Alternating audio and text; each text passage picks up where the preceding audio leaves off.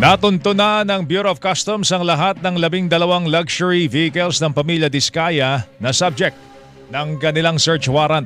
Isinuko at iginarahe sa compound ng St. Gerard Construction sa Pasig City ang 7 sa mga ito. Ang mga ito ay kinabibilangan po ng ano ba to? Rolls-Royce Cullinan. Rolls-Royce Cullinan, Bentley, with the umbrella. Yun. Tsaka may kupita. Mercedes-Benz G-Class. Mercedes-Benz G-Class. Yeah. 3 naman ang pinakukumpuni sa service centers at kalaunay isusuko rin umano sa customs.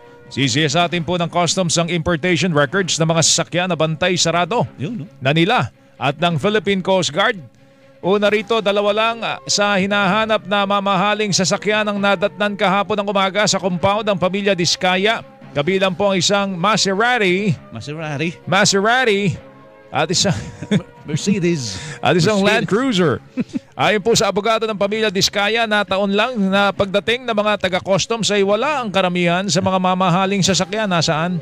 Itinanggi nito na itinago ang mga luxury cars dahil legal naman ang pagkakapista at personalidad na sangkot sa umano'y maanomalyang flood control projects. Nagkataon lang, ito yung nauna natin makuwanan ng search warrant at obviously, ito yung nasa social media na napaka-high profile. Hindi lang po Diskaya ang ating tinitingnan. Yun tinig po ni Customs Commissioner Ariel Nepomuceno.